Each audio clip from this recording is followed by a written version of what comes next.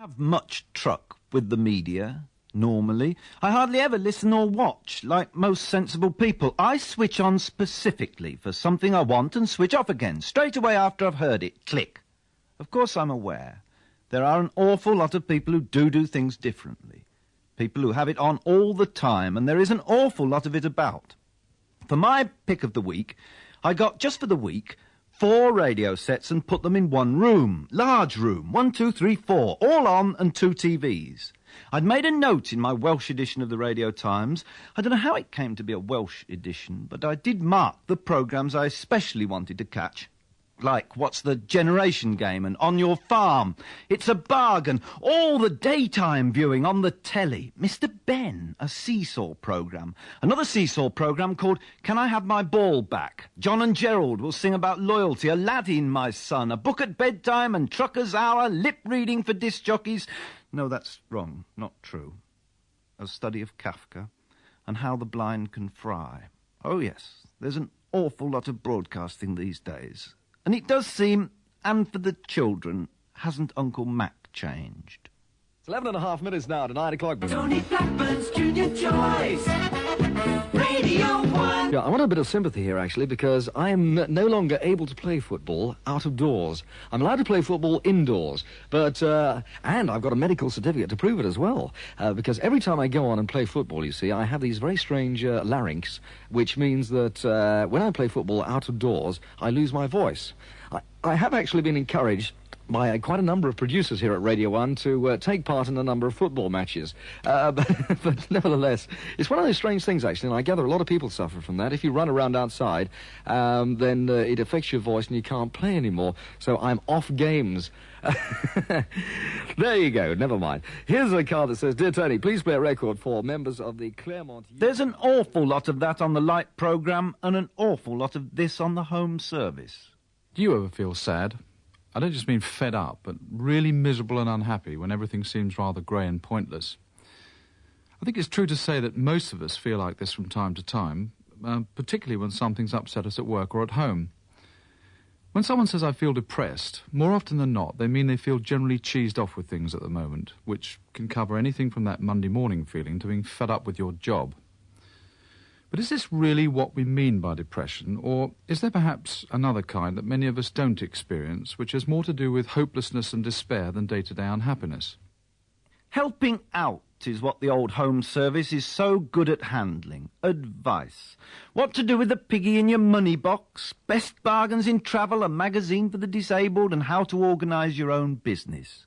Write down your telephone conversations. How to find your archaeological origins, how to read and what to read. And on Gardener's Question Time last week, they had a man who'd laid 109 Swedes, and they'd all gone sad. The week's green finger. A lady had lost her asterias. I think that's what they're called. How could she prevent the loss occurring again? The plant. She didn't rest it enough. You must give your plants their proper rest. Tuck them up, they said. It was way past my normal bedtime, 11:30 on Sunday night, when I heard about this, the fastest growing oral activity in these islands now. Would you say that there is a typical kind of person who is attracted to barbershop? No, there's not. No way. There can be awful slips twixt microphone and my wireless set at least. The third programme, when I found it, was late with the news. Then 9 o'clock missed the Greenwich Pips. And though I felt sure they were trying to play the gramophone record as fast as they could, at 2 minutes past came the 9 o'clock news, with an apology. And they were late several times last week, but beautifully read whenever it came. And talking of beautifully mature voices, Roy Plumley, oh, such golden tonsils, Roy Plumley on Desert Island Discs had a little surprise. Now, if you could choose only one record instead of 8, which would it be? Either I have all, or either I have only the memories of all. I don't choose one. Right, they're all equally precious. Right. Now, you may take one luxury with you. A box to put the records in, and something to clean it, so that they keep as long as I'm going to live there. And one book. Now, you already have the Bible and the works of Shakespeare. Well, done with a minute because I wanted to choose the Bible, and he's already there. And with the Bible, you know, you never feel alone. So that will suffice. Mm-hmm. And thank you, Montserrat Caballé, for letting us hear your Desert Island discs. Thank you very much for inviting me to this, how do you say it in English? Desert Island? No, I mean to this program. Oh, program. Listen, my English goes worse and worse. It's getting better and better, and thank you very much Thank for coming. you. Goodbye, everyone. Bye.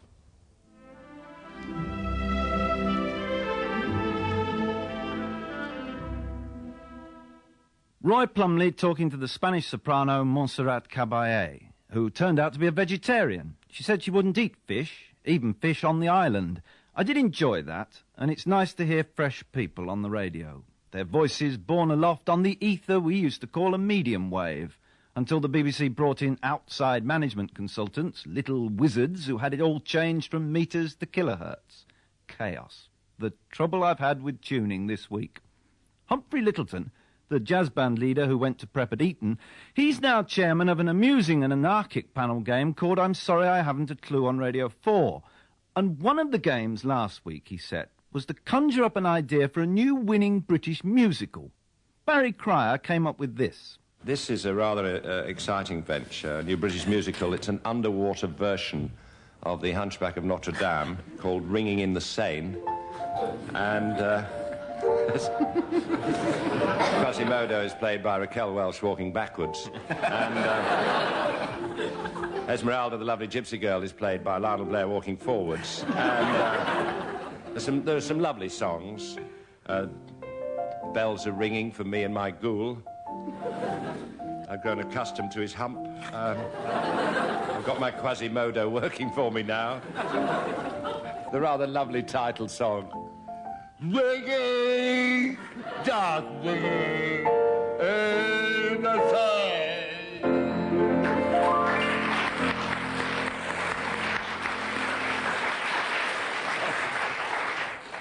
Well done, Barry. Willie Rushton, your turn. I've got a three-acter about the Suez crisis. You'll start to thrill with the opening chorus. If you knew Suez like I know Suez, oh, what a canal. Ever since 1939, Anthony Eden, our British Prime Minister, Gerald Harper, the famous sheep impersonator, has been paranoid about dictators. Nasser, he's a Hitler, all right. Hitler's littler, but Nasser, he's my bogey now. Nationalising Suez, he does. He think who is Nasser, he's my bogey now. In an impassioned speech delivered through his nose, Eden decides this means war. He sends for the Foreign Secretary. Enter Foreign Secretary. I am Selwyn. I am Selwyn. I'm the Foreign Secretary. I am Selwyn. I am Selwyn. What are we doing? I agree. A chorus line of Israelis invade Egypt singing Caro Mia Mine. And at the start, the back to Nasser totally scuppers the canal. Abdul blow the boat apart, pull the flag out. Finally, British troops land in Egypt and sing unaccompanied around the campfire, Colin. So this is the cock-up of Eden, and here we all are by the Nile, chasing Arabs and Yids all round the pyramids and smile, smile, smile. Lord Willie Rushton and Barry Cryer on I'm Sorry I Haven't a Clue, with Colin Sell at the piano. Of all the many miles of ether I listened to about what happens in Egypt now, I was wanting to hear voices of young Egyptians. There are plenty about, living in this country, attending language schools in Eastbourne, etc. The correspondents I heard talking about Sadat were all pontificating, ex-diplomats, politicians, would-be politicians and white people. From our own correspondent, Saturday morning, broadcast the funeral live from Cairo. But no voice from the streets did we hear. Neither Christian nor Muslim, civilian nor soldier spoke to us from their Egyptian heart. What we did hear was Michael Elkins from Jerusalem, talking as an observer and a Jew, an Israeli. There's no sitting on the fence from Michael Elkins. No ifs, no buts. No glib acceptance of peace, peace at any price. This is committed journalism. It's what I'd like to have heard from the Egyptian side and didn't. He's very good, Michael Elkins. Imagine, he says, you are an Israeli. Put yourself in my shoes. Try for a moment to think, or rather to fear, as Israelis must think and fear.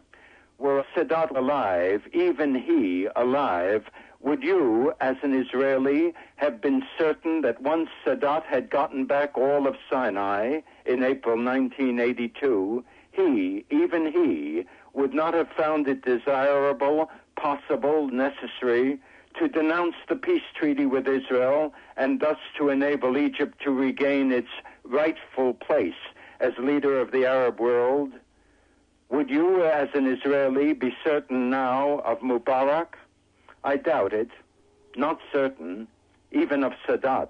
Less certain of Mubarak. Stay Israeli for another moment. Look beyond Egypt. What do you see in all the Arab world, even among those whom the leaders of Western nations see or choose to see as moderates? What moderate Arab voices are raised now in sorrow for the murdered Arab leader of Egypt? Not those golden favorites of the Western nations, not the Saudis. What holds these moderates harsh and silent, if it is not immoderate hatred of Israel and of the Egyptian leader who made peace with Israel? What comfort there for Israel? What certainty that these moderates may yet be moved from this hatred? No certainty, no probability even that Israelis can see. Wait, be Israeli for yet another final moment. Look around you, Israeli. What do you see? The Iranians and the Iraqis at war for a year over control of the Arab Gulf, a radical South Yemen packed with Russians threatening Saudi Arabia, Libyan tanks in Chad, and the Libyan ruler threatening virtually the entire world. And who is blamed for all of this? Who ultimately, and however invisible his involvement, is considered nevertheless to be the root cause of strife in the Middle East? Why, you are, Israeli. Michael Elkins and the troubles of today, and for tomorrow. Yesteryear, and our own Second World War, came up on Radio Derby. I caught this nostalgic half-hour, full of housewives reminiscing with jolliness, punctuated with so happy were the tunes in our blackout days. Make Do and Mend, it was called, about digging for victory in the East Midlands. I get along without sugar. I never drink any tea. Eggs and bacon, beef and ham, these things don't worry me. I won't eat the neck of a chicken. To me it don't mean a thing. For one thing I always crave, and that's why you hear me sing. Oh, when can I have a banana again? Oh, tell me, mother, tell me too. Woo-woo. When can I have a banana again, as I used to do? They used to queue down Friargate, just under the bridge there. There's a little shop. Just before you go under the bridge, down Friargate, there used to be a shop there. They used to sell horse meat, and they used to go and queue for miles there. Oh. And also, one day, I looked at the meat, and I said, Mrs. Hall, what on earth is this? I said, it looks to me just like horse, laughing. And she said, well, Miss Hoon, what do you think you've been eating for the last weeks? We had this terrible whale meat. The thing is that it looks like meat and tastes like fish. If you can imagine anything more horrible. Quite honestly, I have made pastry with liquid paraffin. It was quite all right, but when you opened the oven, you could smell it. But after that, it was all right. It was quite good. One peculiar dish we used to do, I used to fry a pan full of onions and put them on toast in the cold weather. We had onions on toast, which I don't think I'd bother with now, but they were tasty, There was a little rhyme about potatoes, and the little rhyme went like this. P's for protection, potatoes afford. O's for the ounces of energy stored. T's for tasty and vitamins rich in. A's for the art to be learned in the kitchen. T's for the transport we need not demand. O's for old England's own fruit from the land. E's for the energy eaten by you. S is for the spuds which will carry us through. And there's no doubt potatoes, they're wonderful fillers. There's the funny little man with the funny little van keeps coming down our street. If you got a little leisure and you never had the pleasure, then we'd like you all to meet. Potato peas, potato peas. You see him coming down the street, shouting, here's good things to eat. Get your hot potatoes from Potato Pete. The war is over. Of course, the Nazis were monsters. Real, terribly, unbelievable. We can't compare what happened then with anything today. Though a soldier's life is no bed of roses. For the officers, maybe, but not for the men. Our army is riddled with pride and prejudice, rank and distinction, and a soldier's wife is not a happy lot. She has to be a very special kind of woman to learn to think of herself as excess baggage. Once again, anonymous voices in our regiment talking of real experience. When my husband first joined the army, we had our own masonette in London, 2 bedrooms, and we had all our own furniture and everything. He got told that we couldn't have our own furniture, so we sold all the things that we had, and we moved down to Colchester. And I liked it. I did like the army furniture. I can't say I walked in and thought, oh my God, that's awful. I did like it because the army furniture is nice. And we settled in, and I went next door for a coffee, and I walked in, and there was our own 3-piece suite, dining suite, wall unit, pictures and everything on the wall. And I sort of looked, and I said to her, that's not the army's, is it? And she said, no, it's my own. And I walked indoors, and I sat down and I cried. Because we got rid of everything that we had. We had some nice things, and we could have kept it all. By the right, It's technically called a march in. As you go round the flat, all your knives and forks are laid out in a row, and you count, you've got 6 knives, you've got 6 forks, all your bearings counted out. Saucepan metal, 2 pints, mat, Hessian, mat for the bath. My husband came back at 2 o'clock in the morning, not very sure which flat was his, and knocking on the door very nervous and sheepish like, saying, is this my home? When you march out, you have to have all your knives and forks all lined up in the sideboard again. They count every nail hole that you've put in the wall, and you get billed for it. If there's a mark on the floor, you can end up with a bill for a whole carpet. Any decorations and alterations that you've done, you either have to leave it or maybe pay for it to be repaired at whatever cost the army decides it's to be. It comes automatically out of soldiers' wages. Well, I did hear a rumour that with the children they make allowances for dirty marks on the walls up to the height of your oldest outstretched hand, but I don't think that's true. Rubbing their fingers along the skirting board and the tops of the doors, and they even pick glasses up to make sure they haven't got a crack in them, and pull the cooker out. They open drawers and cupboards, and you can't explain to anybody how clean. You've got to leave it covering me, but I mean, my friend didn't. And she paid £50, and it's a lot of money for an accident. Our Regiment, a Radio 4 feature by Shirley G. A monstrous regiment of men. It isn't right, that, is it, that the army should be so finicky? Women are human, wives. They should be better treated. They certainly are. Well, they say they are in drag racing. Sport. Have you noticed in sport the presenters are so disgustingly cheerful? More so even than record pluggers. In sport, everyone's a hello Roger, hello Barry, hello Dickie, hello Tony. Tony Lewis, he's Welsh, is the front man of Radio 4's Saturday morning sport, the Boss Cat. And he sent out one of his enthusiastic minions, keen as mustard, north, beyond the Bedfordshire brickworks. Way, way up beyond Leighton Buzzard, up towards Wellingborough, where the minion, Gary Richardson, Cheery Beaver, was to have his enthusiasm stretched. But first of all, he talked to such a nice and hairy lady about this blessedly brief but hairy sport of drag racing. Big and noisy throbbing cars like horizontal astronauts. Power. Love it.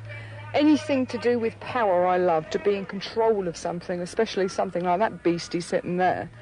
It's got to be the biggest turn-on in the world. Do you get frightened at all? Because it looks extremely dangerous.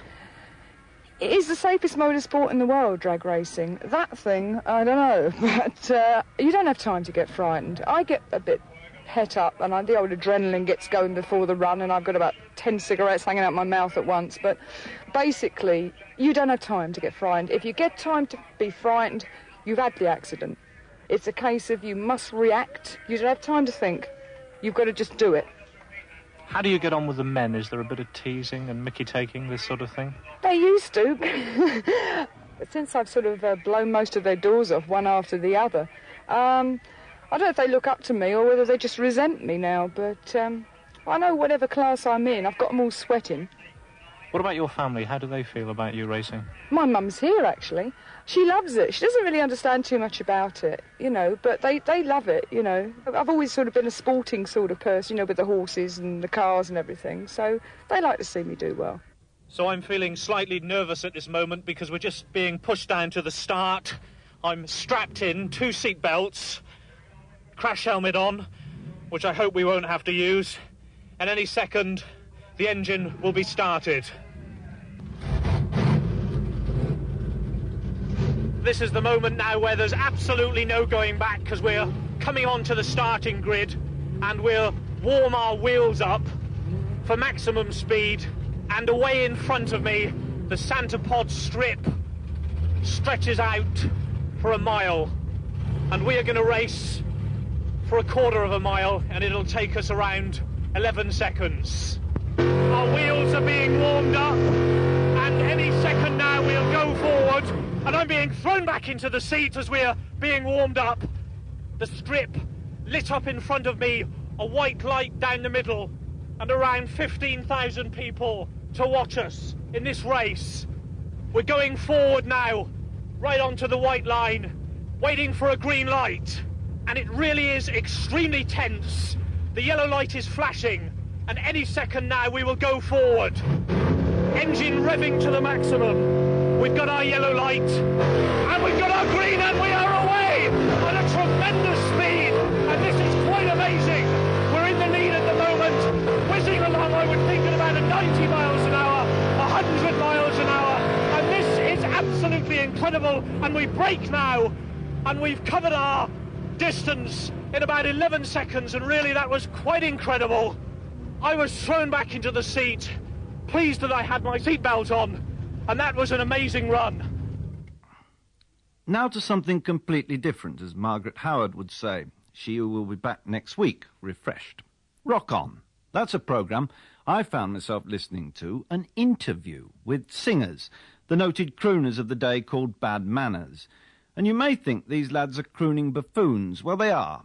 But I think amusing and interesting. I'm a partial buffoon myself, though I can't croon at all. Not at all. So I envy them somewhat. And they are, of course, sociologically significant. They're persons of influence on the young. The words of their songs are paid much attention to. As much, if not more so, than old-age pensioners pay to songs of praise. It's a fact. Of course, the lad's spoken English was unique, as the vegetarian Spanish soprano on Desert Island Discs. Unique and maybe affected, but here they are, the Bad Manners being asked to explain themselves. Sometimes you feel like, what am I doing it all for, you know? There's one song on the album which seems to deal with all this, which you describe as a pop star's lament. It's called Weeping and Wailing, and there's a few interesting lines there in the lyrics about people telling you, don't dabble with controversy, don't offend the BBC. I think a lot to do with that comment was like, when we done Top of the Pops once, I put a load of red paint all over my head. That's right, yeah. And, like, there was a real lot of fuss kicked up about it, you know. Actually, when you think about it, here we are, already having agreed that we can't play one track off this album, because the title is Only Funkin', and, Doug, you have a certain amount of difficulty pronouncing that at times. Yeah, well, yeah, I get these colds that come on from time to time during the day, and occasionally you can take it for the wrong thing that we're trying to say. Right, I appreciate that. It struck me that on Gosh, there aren't any hard songs, in the sense that you did have maybe one or two on the previous albums, Inner City Violence and Suicide. There's nothing like that on this album. It's the first time I've noticed that, actually. Yeah, well, Weeping and a Wailing's our sort of song, like Suicide or Inner London Violence.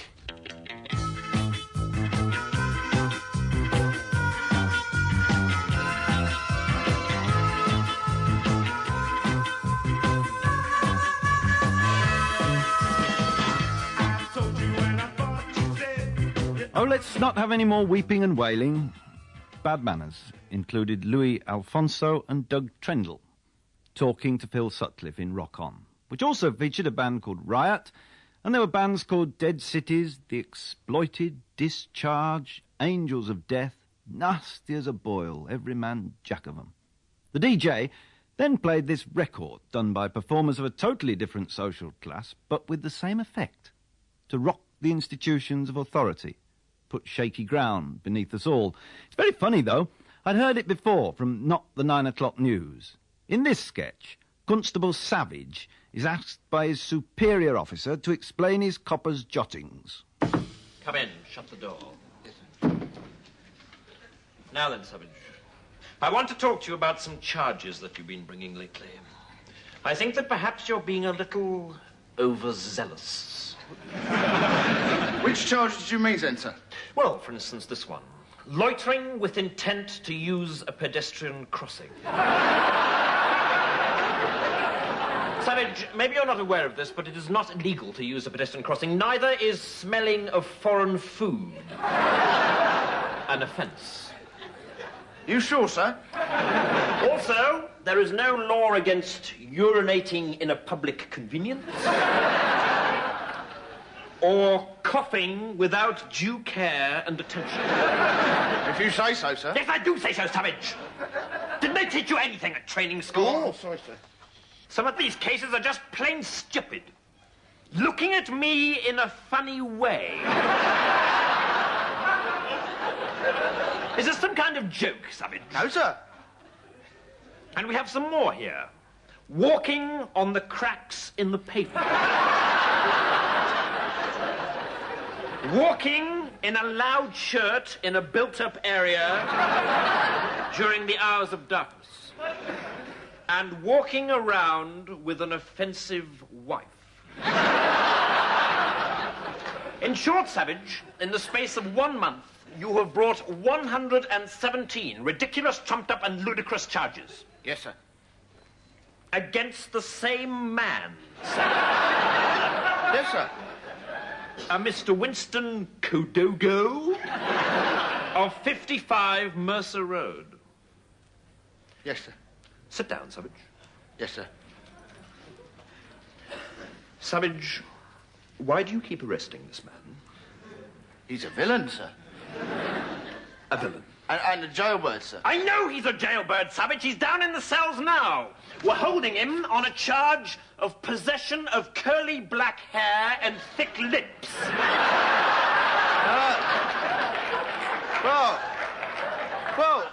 Well, there you are, sir. You arrested him, Savage. Thank you, sir.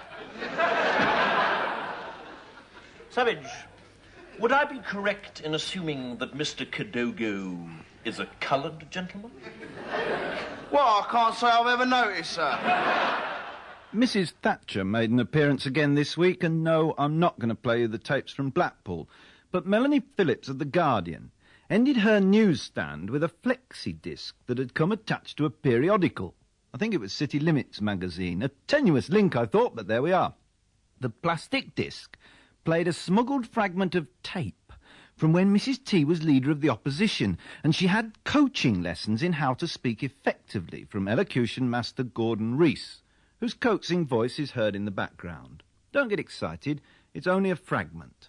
If, as I hope, the minority parties join with us next Wednesday, we shall not only be able to set the wheels in motion, we shall also have reasserted the historic right of the House of Commons to say to the government of the day, enough is enough. It's one when you think that enough is enough. It's a lowering, not a raising. Enough is enough. No, it's Enough is enough. That's it. Enough is enough. Enough is enough. Enough is enough. Enough is Enough was backed by the Wets, a group.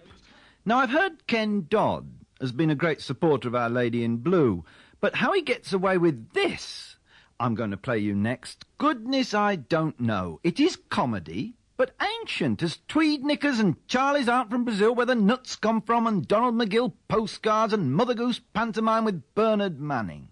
I knew, you will know, from the very first utterance on this sketch what the punchline's going to be. So obvious. Just sit tight and wait. Corn on the cob with the hairs left on. Don't know why I said that. Here it comes.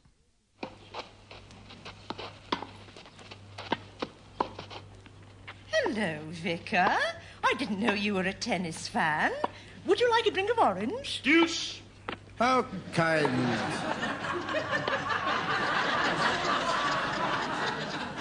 How kind, my dear. Yes, I merely wish to take... Advantage! And... Service, Mrs. Smith. But unfortunately, my housekeeper was... Out! And in any case, she isn't... Game! Never mind, Vicar. I'll keep you company. That's very nice of you. But after all, you're only... 15, love. Well, Vicar, you don't look so old yourself. You don't look a day over... 30, love. You flatter me. But anyway, let's go for a snack. The catering here is done by Charles... 40, love. Now, I'd really like you to come back to my place. How can I resist? Game, set, and match. New balls. Doddy's Different Show on Radio 2, the light programme with Marlene Sidaway and Peter Wheeler. Innocuous, old English fun. Bring out your goofy teeth, you daft oddment. Vulgar and bad-mannered, but only humour, no harm. Now, unlike Ken Dodd, Jonathan Swift's Gulliver's Travels is dark and vicious stuff. It was meant to be. And on Radio 3, it is the unexpurgated version. So for the next 2.5 minutes, please take the ears off your little ones. I like it. It's my pick of the week. Gulliver's in Brobdingnag. He's human-sized, so it's Lilliput in reverse. The people he's fallen among now are very, very big. He spends his time in the King's Palace, where he has a spot of bother with the maids of honour, as we all might with very, very big women. He's minded by a nurse called Glumdalclitch, and she calls Gulliver my little grill-drig. The maids of honour often invited Glumdalclitch to their apartments and desired she would bring me along with her, on purpose to have the pleasure of seeing and touching me. They would often strip me naked from top to toe. Oh, give him to me. He can lie in my bosom. Do you like it there, little splackluck? To say the truth, I was much disgusted because a very offensive smell came from their skins. But I conceive that my sense was more acute in proportion to my littleness, that those illustrious persons were no more disagreeable to their lovers or to each other than people of the same quality are with us in England. And after all, I found their natural smell was much more supportable than when they used perfumes, under which I immediately swooned away. That which gave me most uneasiness among them was to see them use me without manner of ceremony, like a creature who had no sort of consequence. They would strip themselves to the skin in my presence and place me directly before their naked bodies, which I am sure, to me, was very far from being a tempting sight, or from giving me any other emotion than those of horror and disgust.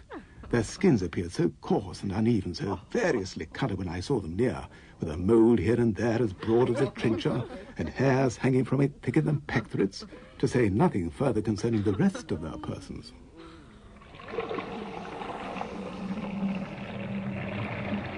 Neither did they at all scruple when I was by to discharge what they had drunk to the quantity of at least 2 hogsheads in a vessel that held above 3 tons.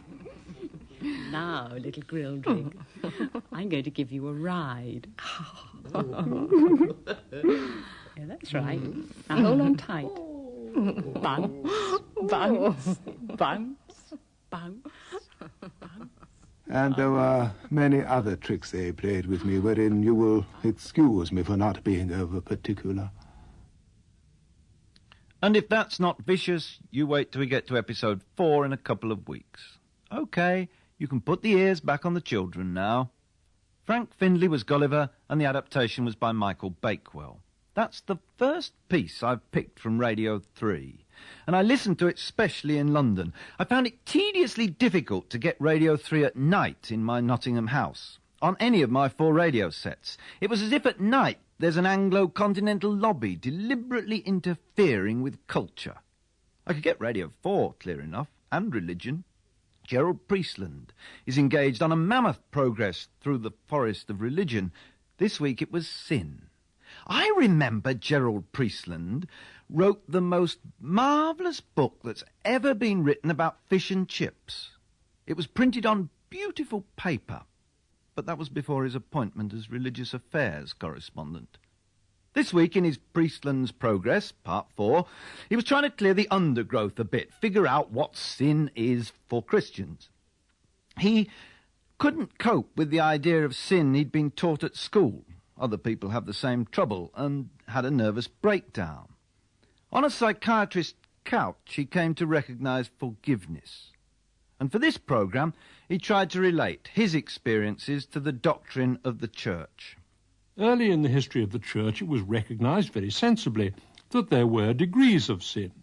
And as the centuries went by, a whole catalogue grew up of major and minor, mortal and venial sins, complete with appropriate penances, which were supposed to work almost like magic. This brought a new protest in the Reformation, the Reformers arguing that turning to God in faith was what mattered, the Counter-Reformers insisting that even the most faithful could have their justification diminished by sin or increased by good works. The memories linger on, even among such liberated Catholics as Spike Milligan.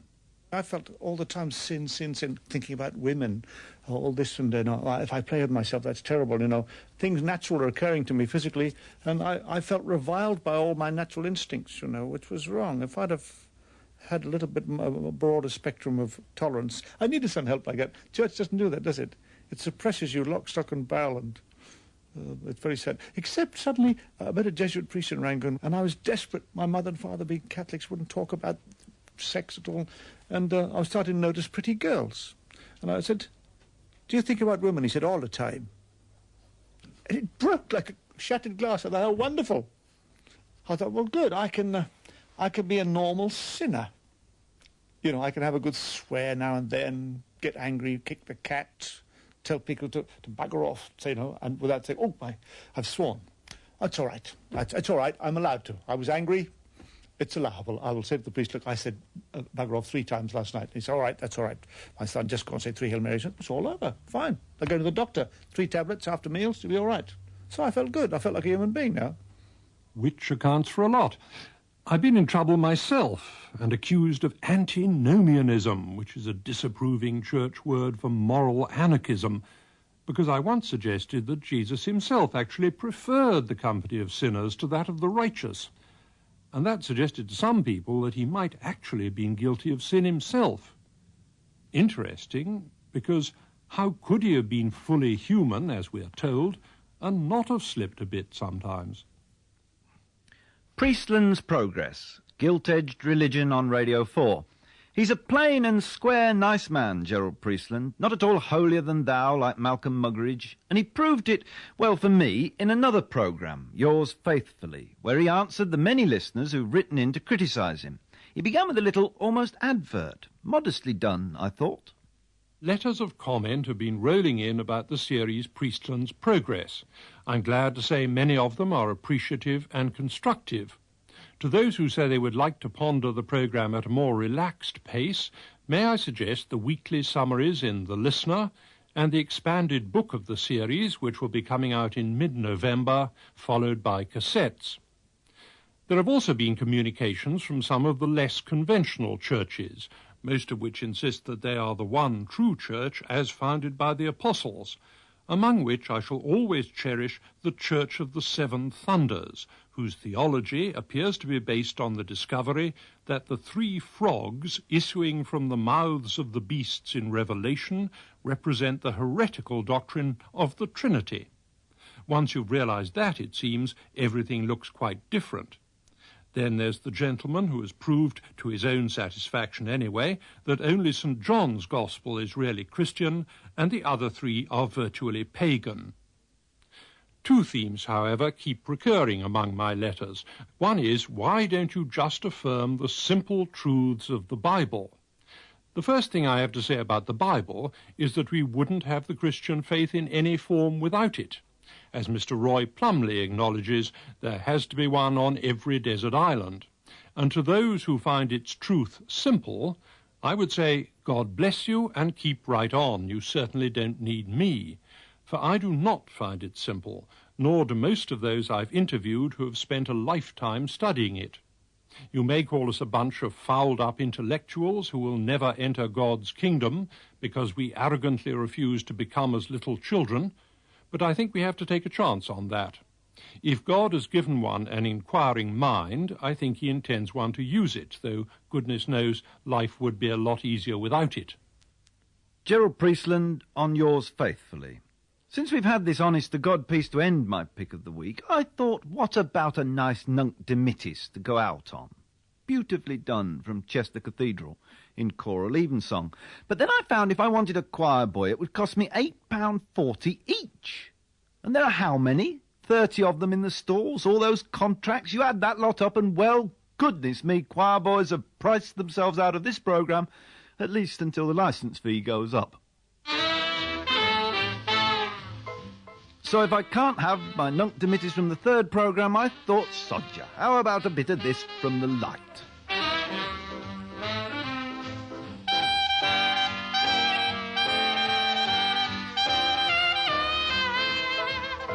One night Farmer Brown was taking the air, locked up the barnyard with the greatest of care. Down in the hen house something stirred when he shouted, "Who's there?" This is what he heard: "There ain't nobody here but us chickens. There ain't nobody here at all. So calm yourself and stop that fuss. There ain't nobody here but us. We chickens trying to sleep, and you butt in and hobble, hobble, hobble, hobble with your chin. There ain't nobody here but us chickens. There ain't nobody here at all. You're stomping around and shaking the ground. You're kicking up an awful dust. We chickens trying to sleep, and you butt in and hobble, hobble, hobble, hobble. It's a sin. Tomorrow is a busy day. We got things to do. We got eggs to lay. We got ground to dig and worms to scratch. It takes a lot of setting, getting chicks to hatch. Oh, there ain't nobody here but us chickens. There ain't nobody here at all. So quiet yourself and stop that fuss. There ain't nobody here but us. Kindly point that gun the other way and hobble, hobble, hobble off and hit the hay.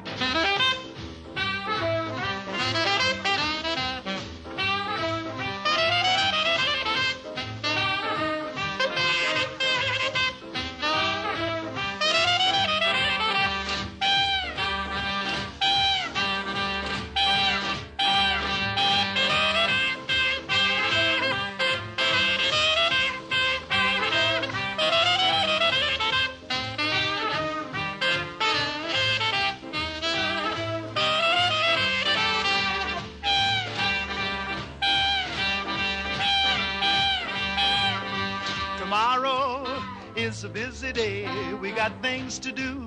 We got eggs to lay. We got ground to dig and worms to scratch. It takes a lot of setting, getting chicks to hatch. There ain't nobody here but us chickens. There ain't nobody here at all. So quiet yourself and stop that fuss. There ain't nobody here but us. And kindly point that gun the other way and hobble, hobble, hobble off and hit the hay. Hey, hey, boss man, what do you say? It's easy pickings. There ain't nobody here but us chickens. Louis Jordan's Ain't Nobody Here But Us Chickens, ending Ray Gosling's Pick of the Week. I'm sure there's a pun there somewhere. The producer was Alistair Wilson. Dispatches from the BBC's own correspondents.